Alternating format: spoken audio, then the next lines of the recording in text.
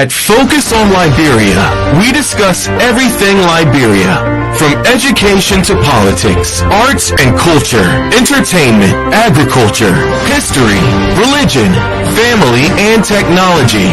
Focus on Liberia uncovers and showcases the best of Liberia and shows the world the truth about Liberia.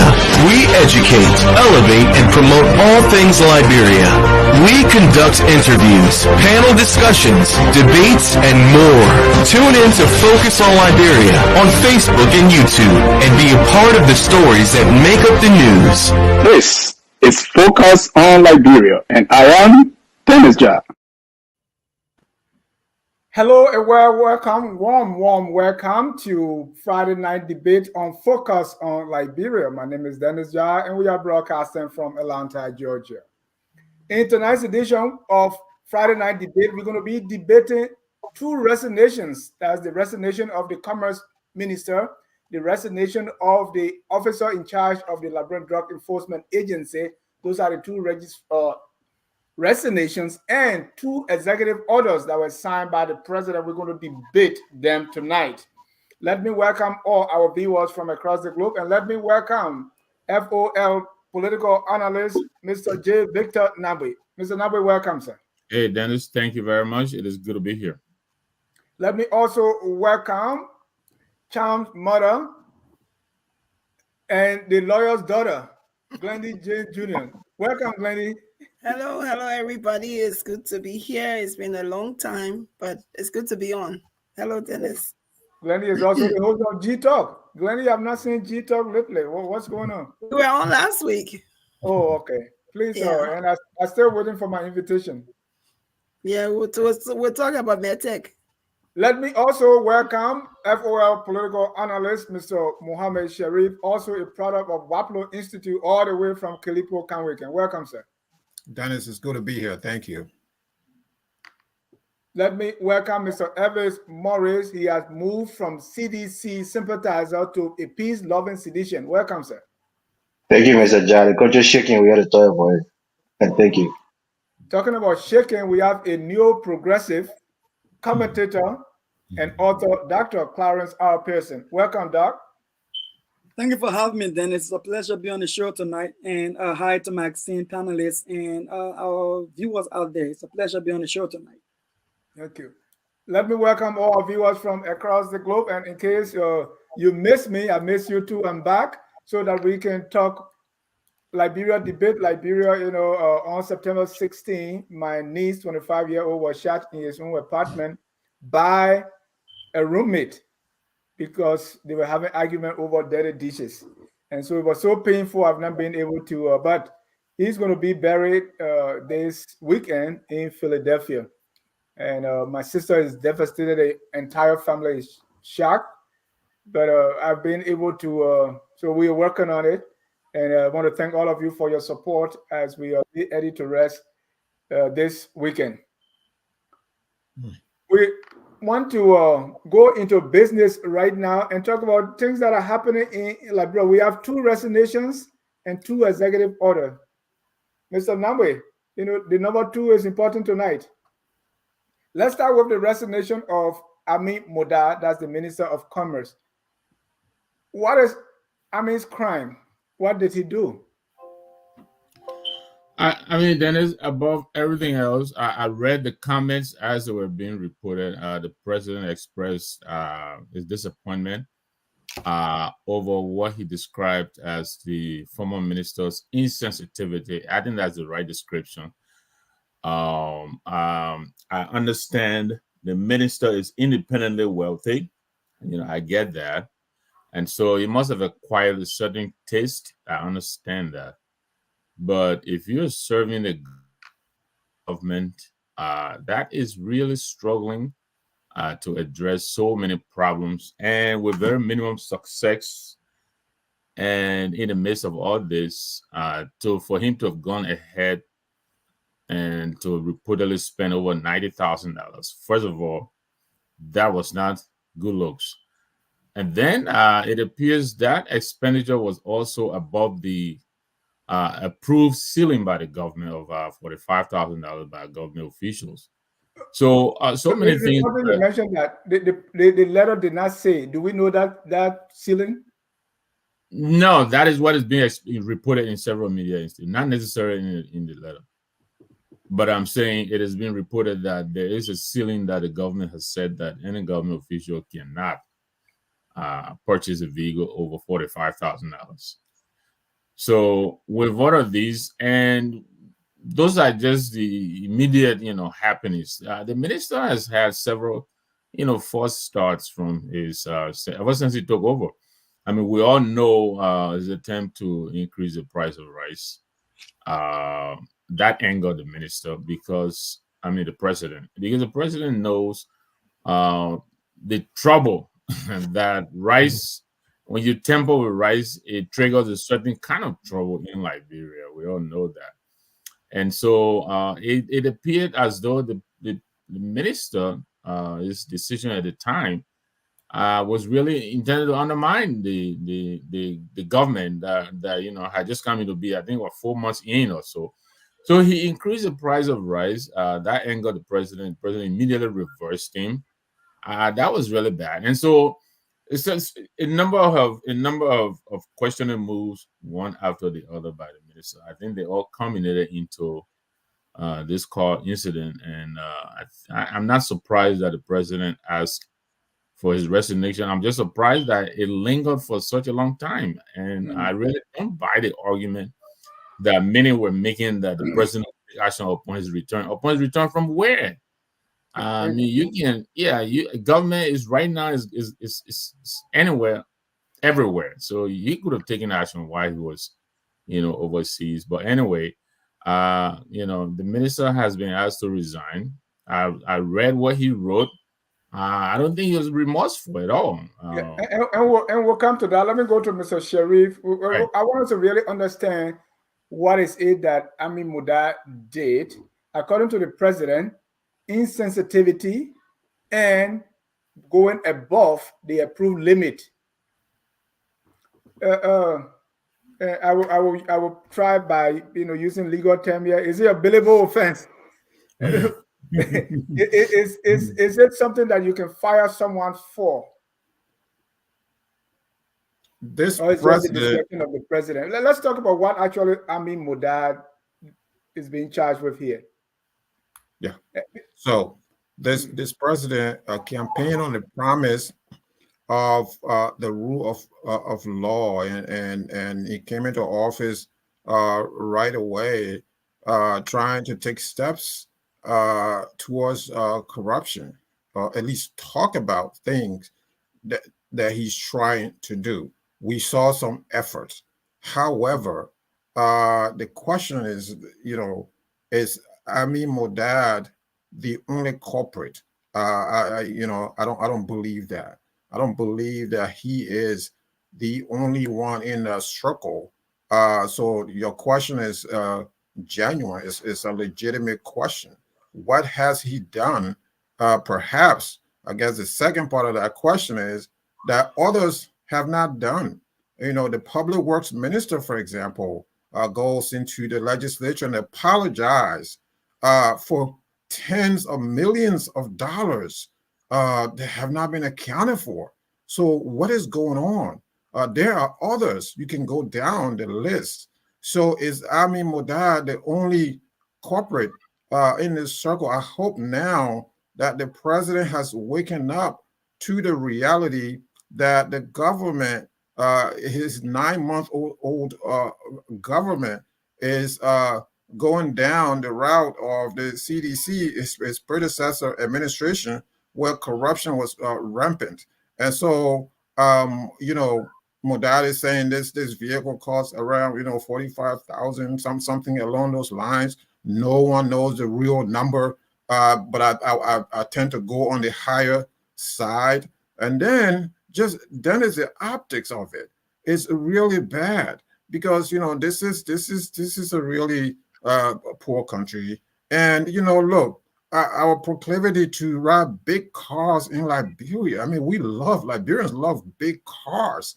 I mean, every time you see a Liberian, they want to ride in big, flashy cars. It's not needed. You don't need it. You don't need a big, flashy car, to be able to operate. But, I like what he did. He resigned, and or it was forced, whatever. But he wrote his resignation was really a part. Again, he's been a team player. That doesn't mean that it is not absorbed of alleged improprieties, financial improprieties. So those things have to be investigated, and others who have done similar things before Mr. Modad have to also be investigated. So this thing cannot just be the CDC government. Everyone else that's involved in corruption in this government have to also be investigated. Thank you. Let me go to Glendy. Sometimes when you read something, what is not said is even louder than what is said, right? This goes back to a group called Meditech that was very controversial. So the money is going to an account. The account was opened at EcoBank. Now, Amin Modad is taking money from there. But the president's letter mentions nothing like that. And if laws were broken, right? So why isn't the president, why isn't this actually, or are they just something on the side? Because Meditech has a big part to do with it. And people that were criticizing Amin Modad, they talk about the Meditech money. This was the same group on the WEA that was so controversial that they didn't want them to operate. Why are we not hearing about Meditech from the president's response, Glendy? So I don't think we've heard, and hello to everybody and to the viewers. I don't think we've heard anything from the president except the acceptance letter. I think everything we've heard has come from second or third party. And we heard a little bit from Amin Modad, who came on and explained that the LRA was even involved in this transaction. So I think it is important why it is that it may have been the right decision for Amin Modad to resign with all of these things hanging around. I still think the president needs to investigate this. And I still think the public needs to know what happened. Because if you're saying this fund was supposed to be used for the government of Liberia, or this was an account somewhere that was supposed to be used, and this is Medtech fund, and the Commerce Ministry is directly related or directly working with this organization, why would they be purchasing a vehicle for the Commerce Ministry from their funds? So and it's different if the vehicles were to be purchased for the ministry use exclusively. And I would say, okay, well, 4 cars were other for the ministry directly, but if this is for his personal vehicle, this was his personal vehicle, even though it was in the name of the ministry, but assigned to him, I think there are so many things wrong here that the government still needs to investigate. And I think this hush thing that President Boakai has done, for me, is not enough. It's really not enough when we don't know exactly what happened. No one knows the story. We only know what we heard from Amin and what the community is saying, or the news agents are saying. But we can't, and then people, I don't even blame people when they say there has been no decision made by the president concerning Amin, because he didn't say anything. Maybe they're doing it in the background. He hasn't said anything to the public. We know that he may have said something that caused Amin to resign, but still it's not enough because there's still double jala. There's still other people involved. Medtech, like you say, there's still other people involved in this parcel that this situation needs to be investigated and talked about and not just pushed under the rug. And because I worked in healthcare IT for a long time, so medtech, I always say meditech because meditech is a EMR company. So thanks for that correction. Mr. Dr. Pearson, are you as confused as I am concerning this thing as to really what happened? I cannot really believe that Amin Modad being the commerce. First of all, we could see that there's this conflict of interest where we have a businessman to regulate businesses, as a commerce minister. So any sort of wrongdoing you would expect would be how he's, kind of doing backdoor deals with his businesses to benefit at the end of the day. But to buy a car to drive, and this man, for his asset declaration, he's a millionaire, and you are buying a car in Monrovia, from Douala to Freeport, it's a mess. I mean, where are they driving these cars? So do you really understand what's going on here? Or you follow these things very closely. Give me a sense of what's happening. Dennis, thanks for the question. This is when I speak, people think I hate President Boakai, but I don't. All I see is bad leadership on the part of President Boakai. And when I say bad leadership, is that I don't think he's providing directions for his ministers. And I'll tell you why. Amin Modad does not procure vehicle. Amin Modad is not GSA. Amin Modad does not go to vet vehicles and purchase it. And if the government arm responsible to purchase vehicle did not do the job properly, and they turn over a vehicle to Amin Modad, whom Amin Modad finds, or what Amin Modad finds as accommodating for his own personal challenges, which I don't want to mention here. And those of us who know Amin Modad well will know what I'm talking about.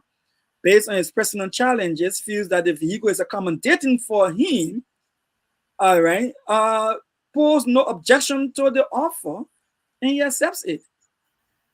Is that a violation on his part? I said no.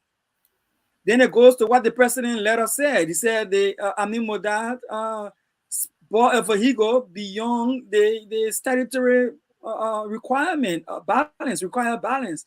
He didn't state what the balance is. And now the president is procuring a $1.1 million vehicle for he and the vice president. So what is the statutory limitations on figures on vehicles? We know that the senator said that, and the representative said that they cannot buy beyond 45,000 according to their standing rules. But what other rules are there that they're not telling us? The president could have cited for us to be able to get a clearer understanding. Like Glennie said, the president is not saying nothing. Majority of the time, the president is leading through a third party or a second party. We don't know what the president is doing or who calling the shots for the president. And I want to conclude on a brief opinion on this to say, Dennis, listen, I think Modad suffer the president's from the president's inability to lead at that high level. And his reputation has been damaged because of that. I think if were other people who President Boakai had interest in, he would have said nothing and played deaf ear like they were Grisby, Mamaka Belete, Jake Capacoli and others. He would have just played dumb like he's always doing. Now to come up and say this, I mean, it's just bad leadership. There's nothing I can say about that. Is it insensitive that the guy accepted, I think was indiscretion his part, yet looking at the Liberian people condition? But if you were to go in there and have a clear-cut analysis of why he needed that vehicle as it was given him and he accepted it, you will find reason beyond a reasonable doubt that he needed it. But I will stop there. Thank you. I mean, who procures car? But let's look at the president's response or the letter accepting this to get some clue. So the first thing they say, Amin Modad resigned following concern regarding the recent procurement of a vehicle that significantly exceeded government's estimated cost for ministerial transportation, right? So in the first place, there was noise from the public, and that's the reason the president is acting. The president is not what precipitated that is some concern, public outcry. That's number one. Number two, the procurement of a vehicle. And the procurement of a vehicle is not, I don't think it's done by the commerce minister, according to our rule. Maybe Victor can correct me here. Procurement is not commerce ministry's job. We also see the amount of vehicles significantly exceeded government's estimated cost for ministerial transportation. What is ministerial transportation? What is that cost? We only know of the legislators with the 45,000. What's for ministers? Did the president, decide to just keep that away from us, or what is it? Two, and here it comes to the main reason. The decision to make such purchase at this time reflected poor judgment and lack of sensitivity to the current economic environment in the country. Elvis, I mean, when the senators went to Buchanan, they were eating the money. I think the president made $5,000 DSA when he traveled. That's what he get. So if he's outside for 30 days, like we saw, that's 100,000. I mean, I don't know which of you here make 100,000 a month. It's not easy to come by. You must be on your job for maybe 10 years, but just your DSA alone is 100,000. I don't know what is insensitive anyway. Let me give you the chance, Elvis. What is the president saying here? What is the main reason? And I get one big question that I want to ask all of you. Go ahead. All right. Thank you, Mr. What the president is doing. Thank you, Mr. John. If anybody is naive enough to think that this is the real reason Amin Modad was coerced, or this resignation was induced by the president or the president's office, you're being naive. The reality is there's cronyism within the Ministry of Commerce. There's a guy who was the manager at Amin Modad Bella Casa Hotel, who is serving as an assistant minister in the Ministry of Commerce. There's a lot of people that he brought in the ministry personally who are doing his bidding. We remember, a while ago when this whole thing with the rice situation happened, and many people thought he was being insubordinate to the president by going contrary to what the president intended to do in terms of policy. And many people felt like Amin Modad was disrespecting the president. There's a lot of things that he's doing or that he did that rubbed the president and people who are, in the president orbit the wrong way. And like you rightfully said, Mr. Jai, it's a conflict of interest in this very country that we live in. If you're going to serve in government, you have to put your business, if you're a businessman, in a blind trust. That's foreign to us in Liberia, who will put business in blind trust when the whole purpose is to benefit personally from working in government. So the fact that you give this man a gateway to our economy, to do backdoor deals with people who he has, existing relationships with, certain communities that you have close ties with in the business world in Liberia. Do we know that? Was that established? What do you mean when he said, is that a promise? No, was that established that what went on? Okay, Amin Modad is a rice importer in Liberia, in case you don't know. He is a rice importer.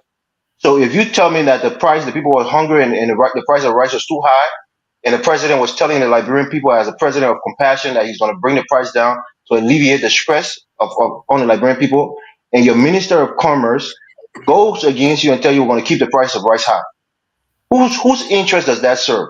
The rice importer. So please, let's not be naive and try to say, oh, we're being politically correct. I told you from the beginning, Amin Modad has never been Minister of Commerce. He has a tremendous amount of conflict of interest, and that's the first thing. The second thing here is, I will say this to President Boakai and President Trump, former President Trump, who always brags that he hires the best people. He has the best people working for him. But a lot of people that are working for him have to resign or you fire them. This is what's going on right now with President Boakai. I know we got a couple of other resignations in the LDEA and other places. It shows you that President Boakai didn't pick the right people. Amin Modad is a businessman. He's an entrepreneur. He has certain skills that could have been, better served in other places in government. But he put almost the antithesis, people who are almost opposite of what these ministries are supposed to be about. You put them there. Look at what's going on with Cooper Crowd, the Ministry of Labor. You put people in places that they're almost the opposite fit for. And this is the problem we have with President Boakai decision making. So this only came at the bite him in the rear end because he made a poor judgment, putting people in places where he knew or the possibility of corruption and backdoor dealings and quid pro quo was going to be very high. He put him in those positions so that they can reap the benefit because they have pre-existing relationships within that sector. That's my take on it. Amin said, though I have provided all documents and facts that equivocally demonstrate that there was no malfeasance, I'm deeply concerned about the impact on my integrity. Dr. Pearson, do you believe that?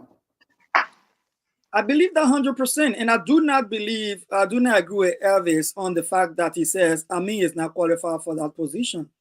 Amin is a businessman, he know how to separate his business from his other professional careers, and to have that sense of naivety about Amin, I'm baffled. I think what I didn't say he wasn't qualified. I said he was a bad fit because of his business. He's still not a bad fit. Look, listen. And you made a lot of allegations against Amin, which about backdoor dealing and all that. I don't know where your proof is. I'm not sure what we're talking about when it comes to President Boakai here. In Liberia, who doesn't put people they trust in government? Madam Ellen Johnson Sirleaf said she put her son over on the car because she felt her son was the only person she could trust. She put her son over NSA. She put one of her sons. She put them in strategic positions that she felt comfortable. If Amin entrusts someone who has worked for him and shown diligence, and they are Liberian and qualified for the position that he hired them to me there's nothing wrong with that unless they exercise some own professionalism on the job. If the person is not his immediate relative, like they can do here, if you my immediate relative, I cannot be your supervisor. If the person is not Amin's immediate relative and the person is a Liberian qualified, Amin has confidence that, and we all said from the Boakai administration that they were entering a spoiled system, a completely broken down system, and he's taking over a broken system. He definitely want to have someone he has as a confidant, and he reports confidence in. I think President Boakai that's what cronyism is. Cronyism. No, that's what it is. You put your lapdogs in position to do your bidding. That's what it is. I don't think I agree with you, but let me go to Glendy here. Let me land by saying, Elvis, if I was called to Liberia today to be minister of maybe commerce ministry, to be commerce minister, and I noticed that you myself interacted here on this platform, and I understand you have the requisite skills and qualification for the position. If I give it to you, would I say because we come from FOL where you're having talk show together, so it's cronyism? I don't think so. I think you should merit the job, and if you merit the job and you can get it, you get it. I will close by saying, Dennis, on this issue, I think again, and the next resignation will come up to show the same thing. The president is not showing leadership. If the president had dealt with Medtech, we would not be having this conversation. If the president had dealt with Medtech effectively, like we all argue in opposition before he took over power, we would not be having this conversation.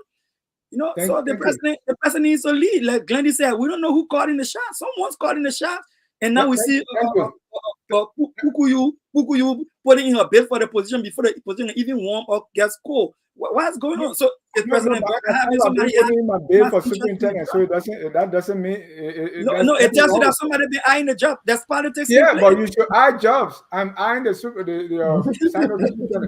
Let me come to you, Glendy. Something that's in the letter, right?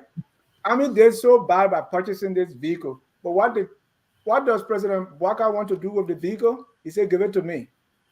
The president has further directed that the vehicle in question be transferred to the General Services Agency for appropriate use in accommodating VIP guests of the government.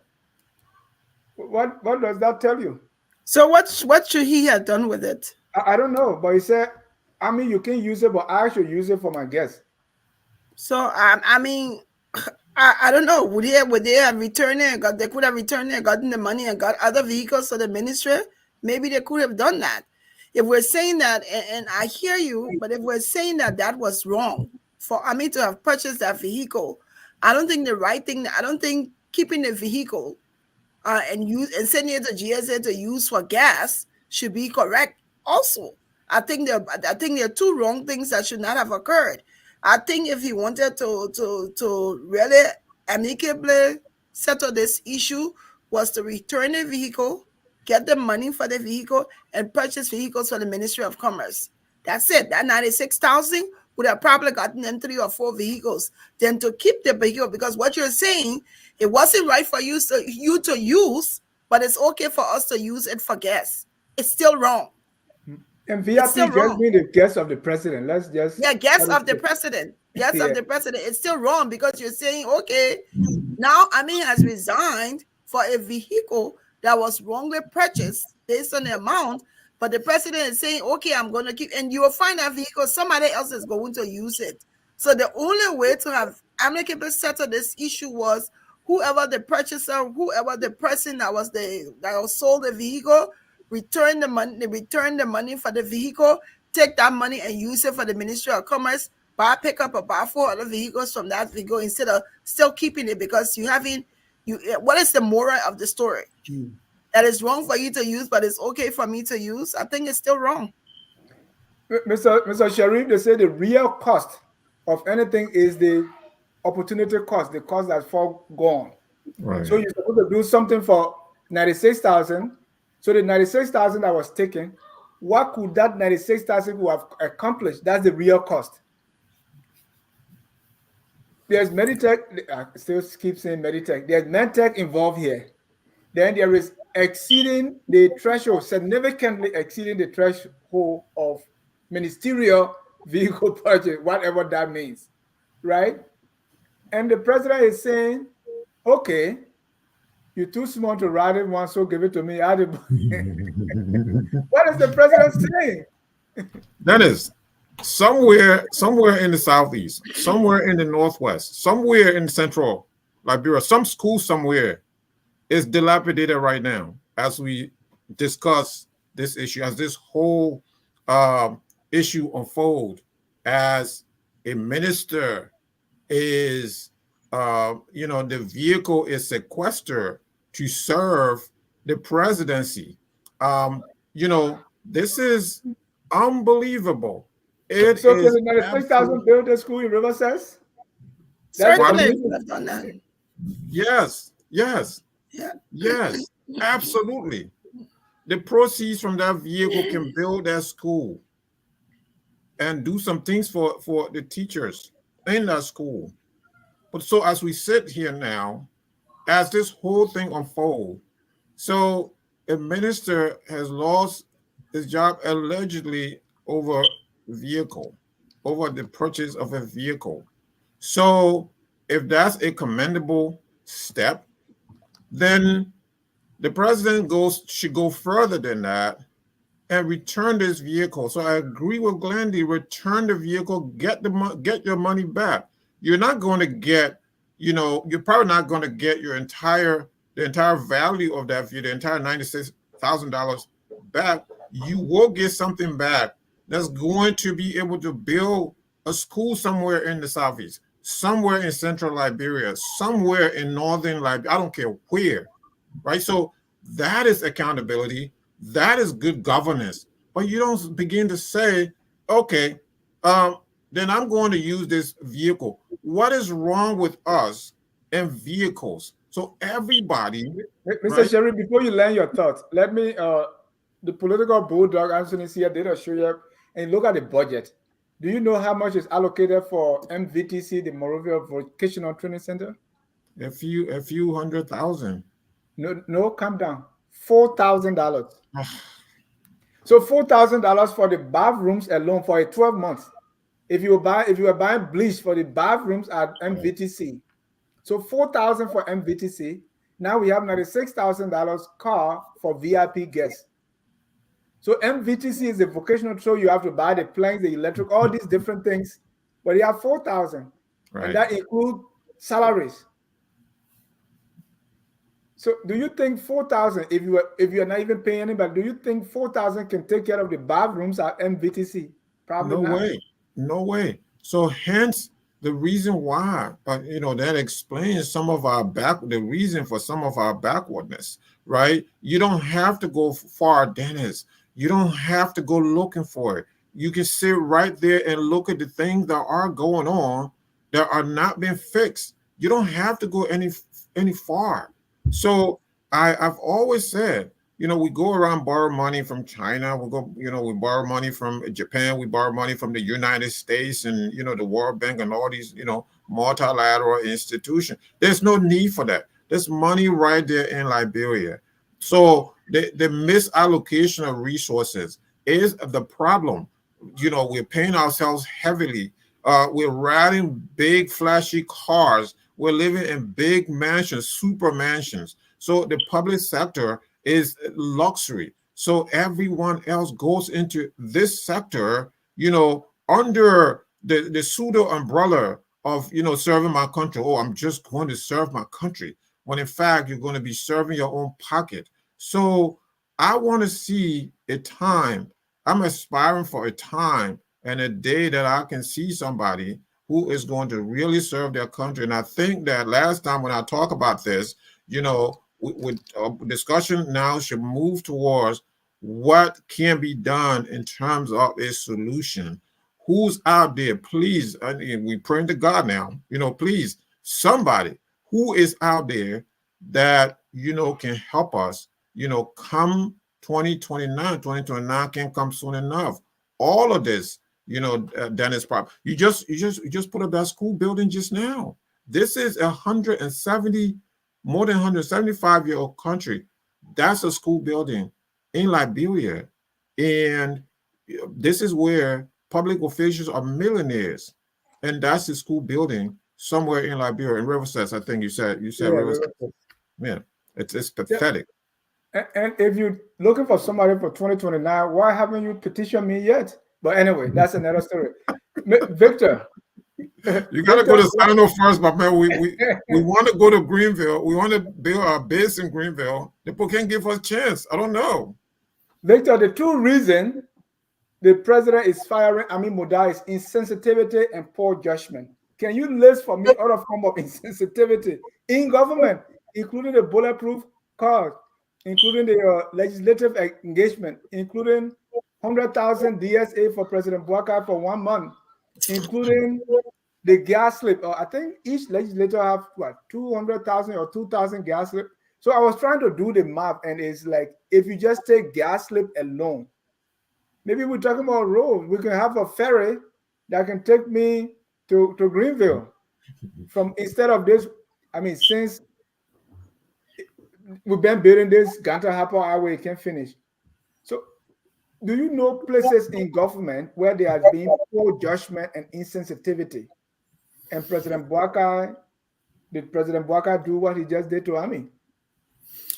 Yeah, I mean, I know initially you are asked as to whose responsibility it is to about this car. I think that falls on the GSA. Yeah, when you talk about insensitivity in government, I mean, how about we start with the legislature, all right? I mean, we said this over and over. The amount of money that goes to LDEA, Patrick Honda, when it came up. Exactly, you know, Liberia Telecommunications Authority. So yeah, I agree with those who are saying, you know, unfortunately, Amin had to fall on the sword, but there are a lot of people who could have fallen on the sword as well. And I really don't understand this president's hesitation. You know, sometimes, you know, in education, they always ask you to reflect, right? Because reflective decision making allows you really to review several angles before you make a move. But this president takes forever to reflect, and then most often when he makes a move, it is the wrong move. You know, how is it he's expropriating the vehicle from the former commerce minister for it to be used by another person? You know, and I understand the vehicle may have been purchased from an unusual auto dealer, so maybe it wasn't possible to return it. But the right thing would have been, yeah, to return our vehicle in exchange for several vehicles or so. For that department, I think the customs capacity building, I think that's what the money was allegedly intended for from the LRA. So those people, I believe, they still need transportation to do the custom inspection or whatever it is they do, as opposed to that single vehicle. Yeah. But there is a lot of insensitivity in this government that this president could have acted upon, which he hasn't. You named the LTA, you know, that's a place the LTA has been in the news forever. The LEC managing director. The county representative needs more money than the entire county. I think the appropriation has reduced from 200,000 to 100 something thousand, right? Talking about insensitivity, I can't get to the looking. because it's So yeah, I mean, it is everywhere. A lot of us would have really thought this person would have overhauled a lot of, procedures and tighten, remove all this fighting government, but that is not happening. And they've been in almost 10 months. How about all these trips he's taking? He's taking an average a trip per month since he got into office. Some of these places he could really deputize, send a minister and maybe 2 or 3 assistant ministers or so that wouldn't require the kind of security, the kind of butler, the kind of chef, the kind of people who accompany the president himself. Maybe he can start from there. I think that's insensitive too, because for all we know, these trips have not really produced much. I mean, unless they tell us, but there's not much really in terms of return on the investment that we're getting from these trips. So there's a lot of insensitivity in this government, and I really don't understand what this current government is really up to. I've lost. I don't know where they're going. Presidential affairs. Their budget moved from 10 million to 12 million. Of course. Legislature, they increased it from 53 to 57 million, right? And the NSA, there has been the cash cow for government from 9 to 11 million. Right. Talk about insensitivity. They say they're fighting what? A cow down? And all of that, we're wringing our hands over at $96,000. Yeah, it was $96,000 too much for a vehicle, but there's a lot of fact, that is being spread around in this government that nothing is being done about. Then it would be good if you put up the education and agriculture. So we'll see how it drops. So Glenda, let's conclude on this here. What is this? Is this Amin Modad thing going now? Okay, because this thing started, and guess who had a press conference? Your pastor, Pastor Luther Tupper, had a press conference that, hey, the honeymoon is over. Amin, at the end, Amin is Amin some sacrificial lamb here? Let me just first clarify that Luther Tupper is not my pastor. My pastor is the Reverend Dr. Francis O.S. Stabler, not Dr. Tupper. When he came, he went to your church to preach. Well, he did. And okay. The man, I mean, he said he's a man of God, and he was invited to preach. What can I say? I'm just a member, but that's another conversation for another day. But I want to go back to what Victor said. And what he said was, we're not seeing a return on investment. It's a trend for the Liberian people, Liberian government. There were many trips that George Weah took that we never saw any return. In 48 days, we didn't see it. So why it is, we expect the Boakai government to do better, because that's why George Weah did not win. And we can critique that. But when we're critiquing things, we also have to say, you had a government there for 6 years, and we don't see what the return on investment was. But we have a government now that we hope will be responsible to do this. I hope that this is not the end of the Amin Modad situation. I hope that there's an investigation for LRA. I hope that we can hear what was Double Jala's role in all of this, because he was talked about. He spoke directly about him. They issue a statement against the vehicle. So I hope this is not a hush-hush thing. The fact that Amy, and like you said, I hope it's not a sacrificial lamb. What I hope this situation will serve as a caveat and as a deterrent, more so a deterrent than a caveat, so that people won't do that, to know that when these things happen, if you're going to do this, rest assured that you're going to be exposed and something's going to happen like this to you. So I hope that the president is not going to be silent. But I think he will be silent if the Liberian people stop talking. I think if they continue to speak about it and continue to say we want investigation, want to hear Double Jala's role, want to hear LRA role, want to hear Medtech's role in it, I think then he will be forced to say something. But I hope that this is not the end of it, and that not the fact that he resigned, the story should not end. Yeah, and that's what I'm thinking. There are some people who are criticizing Amin Modad, right? Because it's sad to say that our society has become so tribalized. So Amin Modad is a Liberian just like any one of us. Yes. But for him to be the first to be fired this way from the Boakai government, does that say anything about his having Lebanese father? I mean, I'm just thinking, because we're quick to look at people, ethnic group, and where they come from. Well, there are other things going on in there regarding Amin Modad, you know, who he is, Lebanese father, like Lofa, mother from Lofa. Does it have anything to do with it, Mr. Chevy? You think you know discrimination when you see it? Yeah, and you're right. I know discrimination when I see it. You know, in Liberia, we have been discriminated against for so long, you know, so there is a generation of that. So I know it when I see one. I mean, Modad is a victim now. You know, you hear Elvis says it, you know, he's not a Liberian, he's Lebanese. You know, so what? He's a Liberian. Let's not talk about the fact that, let's talk about his competence, right? Under the Liberian Constitution, what does the Constitution say about citizenship?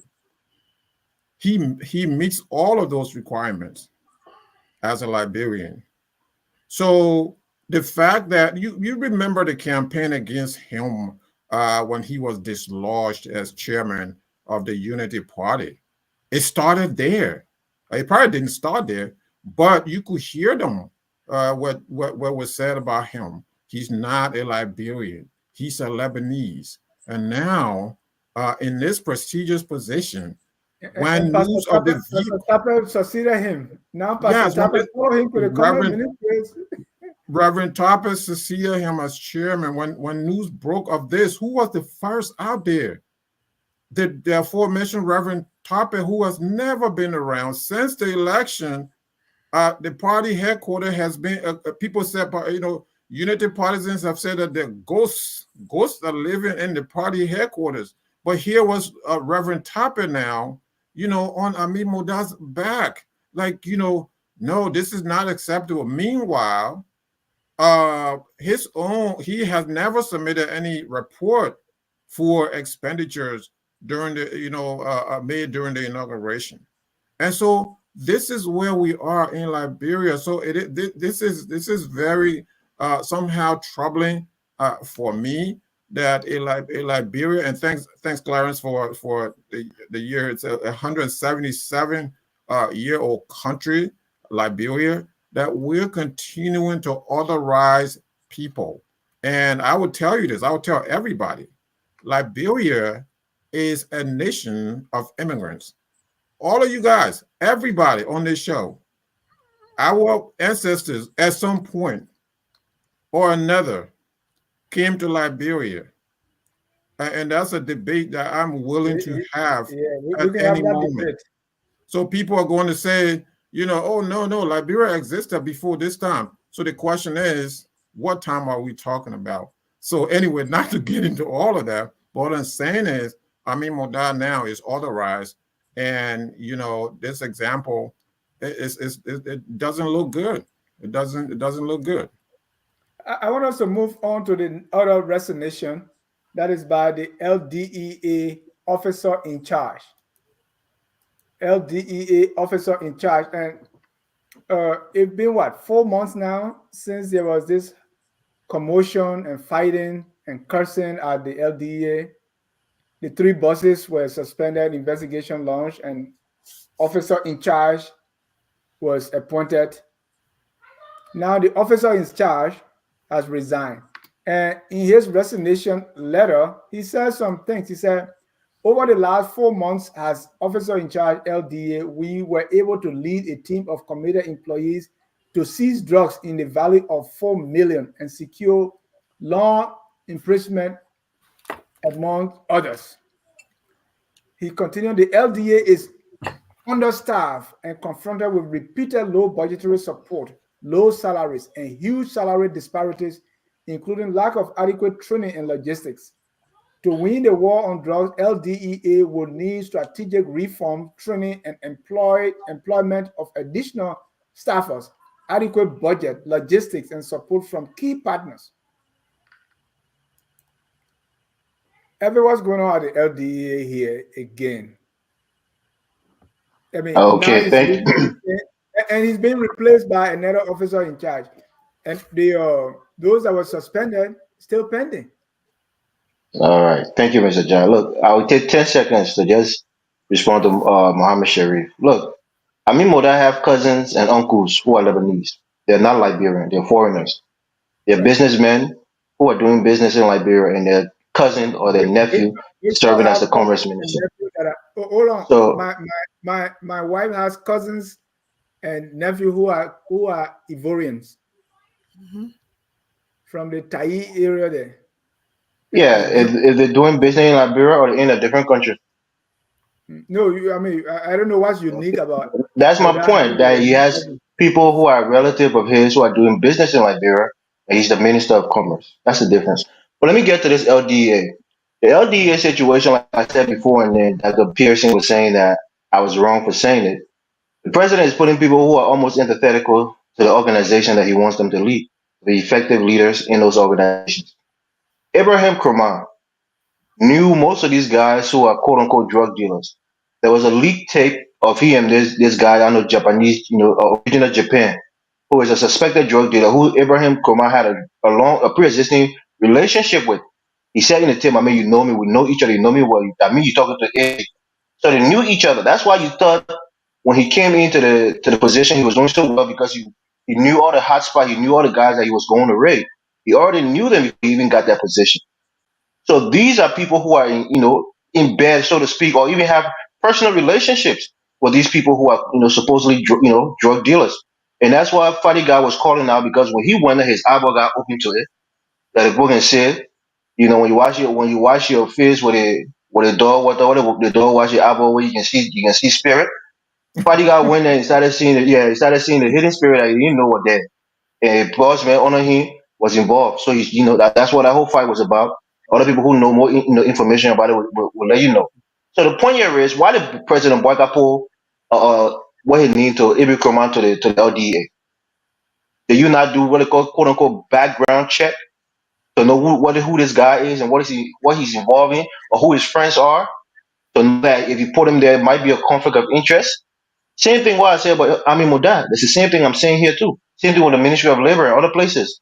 So the reality is President Boyka poor decision making when it comes to finding the best fit for these ministries and agencies. So for me, I think the reality is President Boyka did a stunt.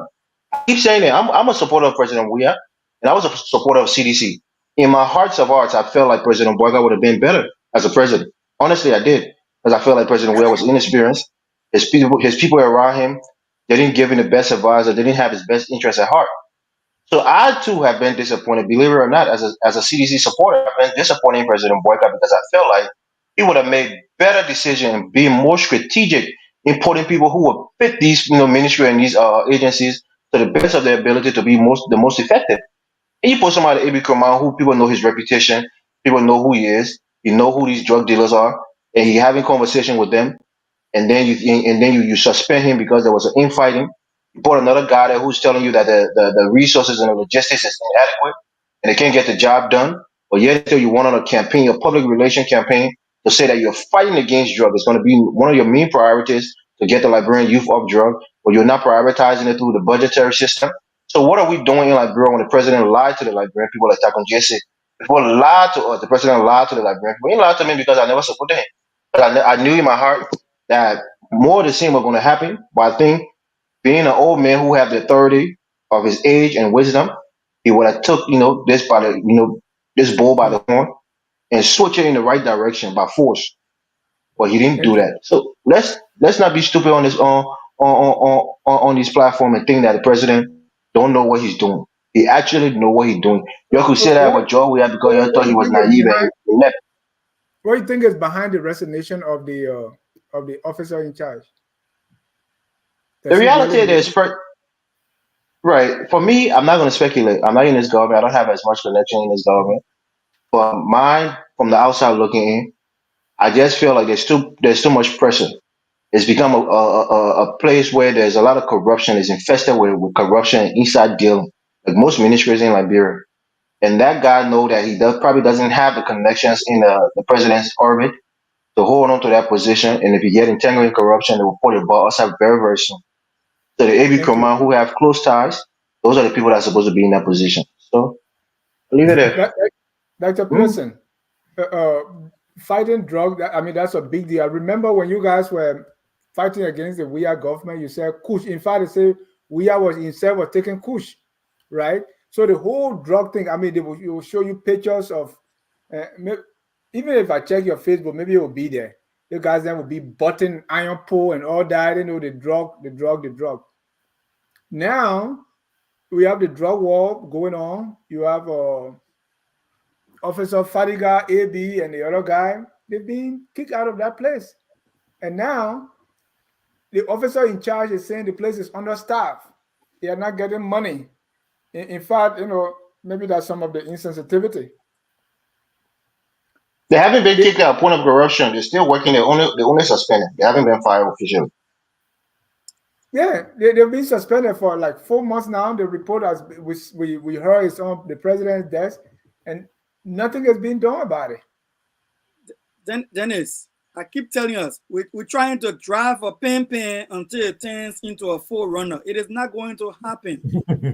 President Boakai is not a presidential material. He does not have the capacity to lead at the presidential level. Now, let me say this. When Madam Ellen Johnson Sirleaf declared Ebola a national health emergency, we met every week at the Ministry of Health, if not possible, twice a week at the Ministry of Health. Tomo Yansua, myself, and others, we met every single week. President Ellis sat at the head of the table at that meeting. When she was in there, her top level officials were all on the top of the table until the Ebola was curbed as a national health emergency. President Boakai declared on his coming to power that drug is a national emergency, and not just that, a national security threat to the country. He fires the 3 top most officials of the, I won't say fire, he suspended them. The top 3 most officials, the director, the deputy director for operations, the deputy director for administration. He fired the 3 of them and put an acting officer in charge, and did not give the man the needed and the requisite support he needed to do his job. And you consider that to be a national emergency, and we're going up to 4 to 5 months, Dennis. That's not leadership on the part of the president. And let me say this again, Dennis. The man said he was understaffed. That does not include administrative understaffed situation. He said low budget, and the budget was passed right under the president's nose as the arrest agenda when it was a national emergency. And then he said limited training. Not just that, logistical challenges, and they're buying 1.7 million cars for themselves. He says the support was just not there. He set the man up to fail. Any leader who sets his people up to fail, that leader himself is a failure. That's what's happening. We are driving a pin and wanted to run as a forerunner. It is not good. There was a reason why Madam Ellen Johnson Sirleaf packed President Boakai, and he considered himself he was a packer. He should have left packed. Let me close by saying this. Thank you. I'm not being emotional, Dennis. Let me say this. I'm just being factual. Let me say this. You think the Kush was a problem? Look at videos that are coming out of Liberia right now. Look at videos that are coming. Glenny is a witness. Glenny says on a platform that have access to videos of critical need that Stanton cannot even show to the public because he knows what it will do in the public domain. And then the president says, and accept resignation from a man he failed. And they're not telling him, no, go back in the position, stay there, and I'm going to give you the support you need to do the job since a national emergency. He's not taking leadership, and he doesn't have anybody that will do the job. And he puts someone else there. He's setting the person up to fail as well. He puts the person there as another acting person. It takes 5 months for this president to make a decision about the DEA situation, and it's a national emergency. I mean, I'm frustrated about this whole thing. President Boakai is a pimpin. No matter how we drive him, he will never become a forerunner. And I stand by that statement. Thank you. And that's this should tell you that my mission is over now.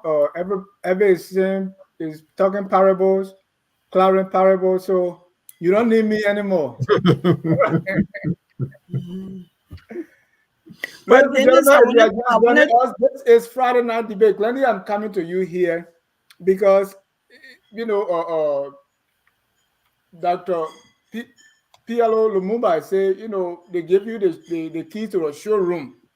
You go in the showroom, you take pimping, you get home, you wanted to drive the Mercedes. It's not going to happen. Now, that's what Clarence is also saying here. So, Well, are you saying that to Mr. Jai is President Boakai pimping? No, I'm just repeating what Clarence said. I'm not calling President Boakai a pimping, but people, especially the LDEA, President Boakai accepted the resignation and appointed another acting person at the central bank acting. What is President Boakai actually waiting for to take decision at the LDEA? Meanwhile, at the University of Liberia, where a very like Topajibo, who was here, who I would prefer to be the president, was part of those who wanted that position. Nobody has been appointed here at the UL as president. So do you have to put fire on President Boakai to do these things, or what's going on here, Glendy? So George Weah was a Mercedes-Benz and he did nothing. And if the analogy is that Boakai is a pimping, he's not doing anything. We got an energetic president that did zero. So what do we say about that?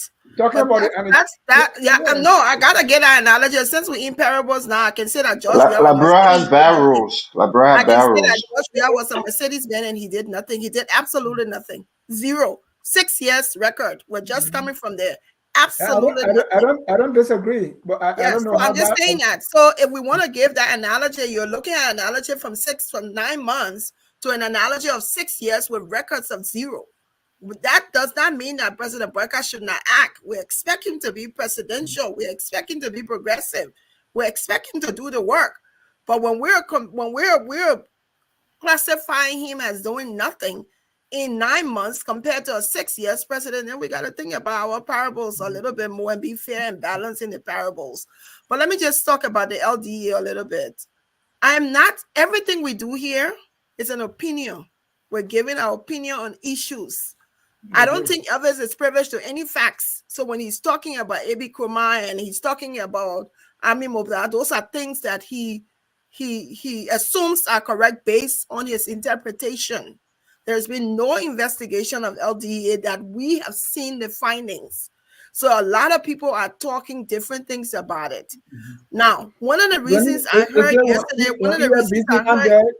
they say will take over. That's what happened. That's what I'm saying. So we can't. So the reason why I brought it up because Elvin made a comment that we can't be naive. We can't act like we're stupid people and think that we don't know what's going on. No, we don't know what's going on because there is no public information on any investigation that's being done. So we don't know.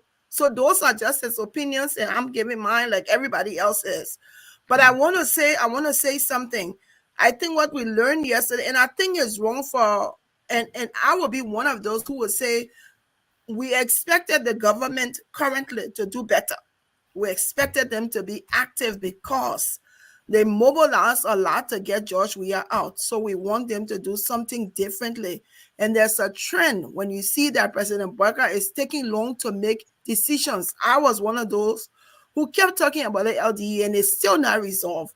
To now remove somebody who was acting and put another acting person there says a lot about his judgment, says a lot about it. When you go to the war and say, yes, you're fighting war on drugs, then it says a lot about who President Boakai is because what is so wrong with him making a decision that's going to stand. And I also said no one even in the places we work, there's nobody that's going to be suspended for 5 months with no pay, no investigation. Doesn't happen in the real world. Why is it happening in our country?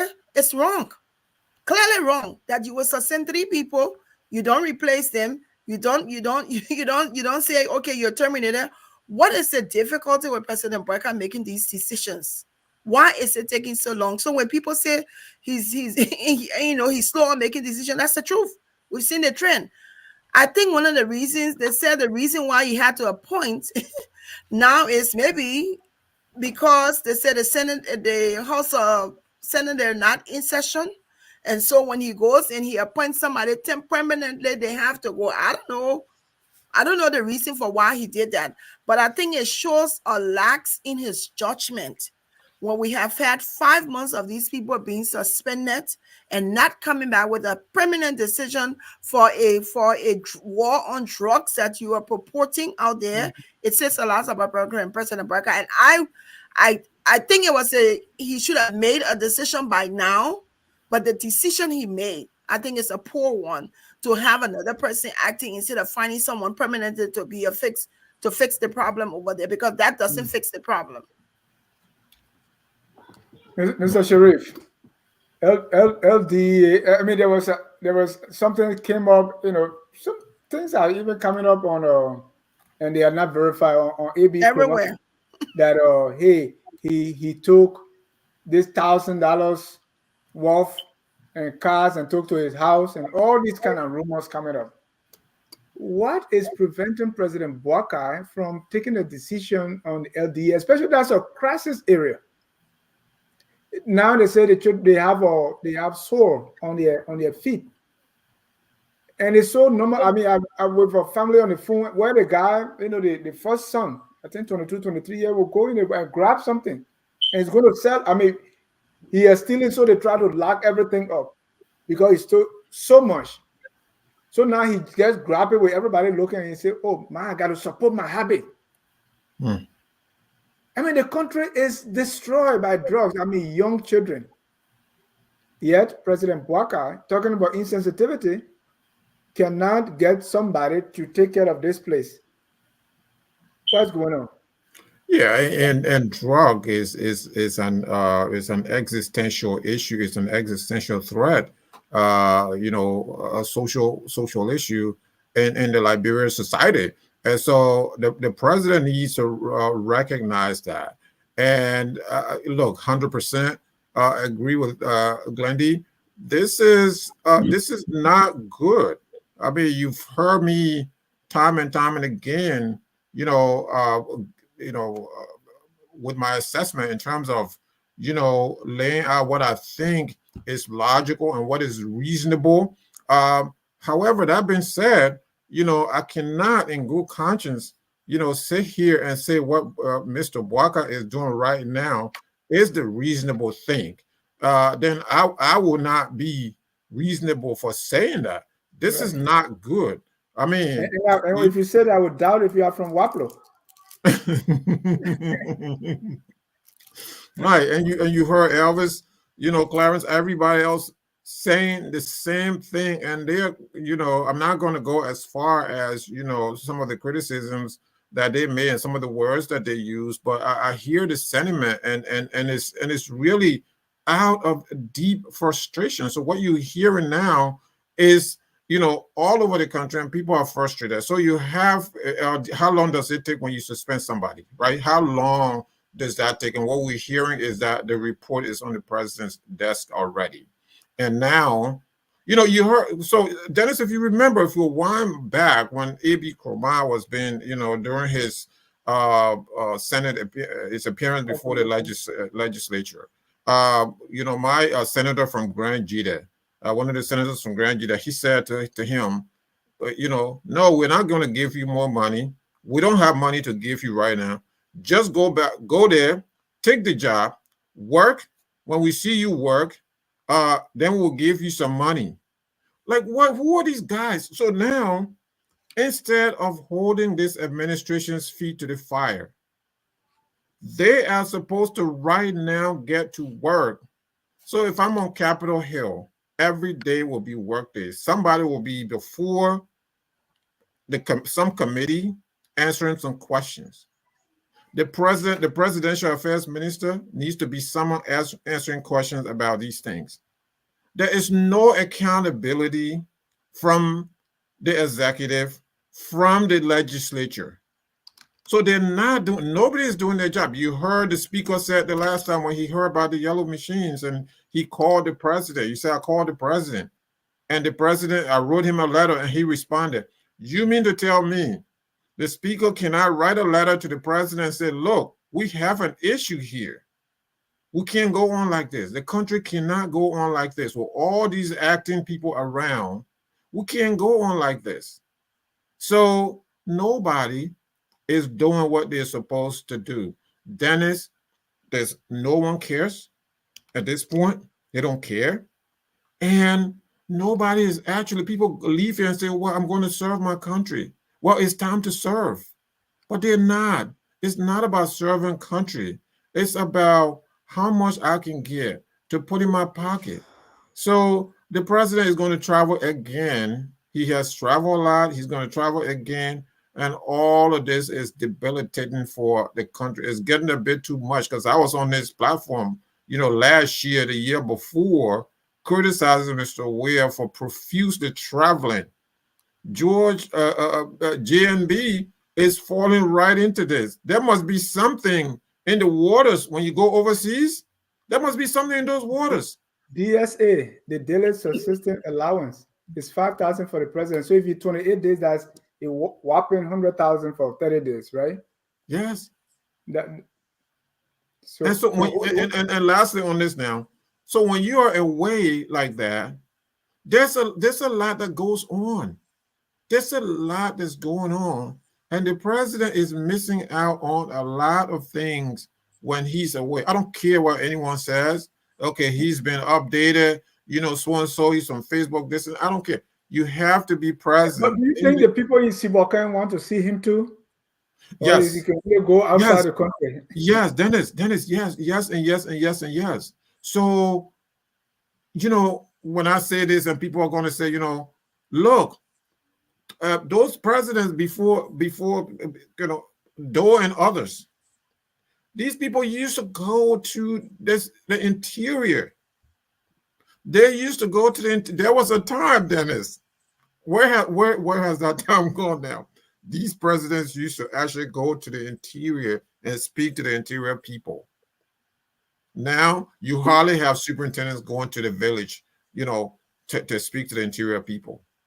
Everything is so centralized in Monrovia. Anthony had a show yesterday. It was fantastic. I was busy, but I was have watching them, and they were talking about funding. And Anthony asked a question, talking about funding local government so that the local government can be more responsive to the rural people. That's not even happening, Dennis. So, what somebody said, and I can't repeat that, all of that. They said Liberia is going to hell. Thank you. Let me go to Victor. During when President Salih took office, newly there were people coming from like America. They would go there to work, and each of them would say they are sacrificing. Look, I leave my good paying job. I'm sacrificing. So I put a link in there, and we're hearing the same thing. So most of the time, when people come from here, or people like, even people like Amin Modad, people that we expect to do better, they go there. So I wrote a poem called "Sacrifice My Foot." So I put the link there. You want to see it? It reads like this. The thing people can talk about sacrifice, it can fool my mouth and make me laugh. Everybody going back to Liberia claim they make sacrifices to leave America, left good paying job, good this, good that, ha ha ha. I don't want to laugh, yeah. In Liberia, it's less work, plenty money, plenty, I don't want to call that name. Take home pay reaches home in full and more. You get husband, husgirl, driver, cook. They call you bossman, boss lady, chief. You can't even brush your own teeth. The laws, when available, sometimes bow. Here in America, 8 hours, that's it. You take it, you pay, straight talk. Your paycheck alone, your mind and power. Who gets your time to call you Papa Sir? Driver, cook, errand boy, what sir? No reserve parking, seat, or reserve lane.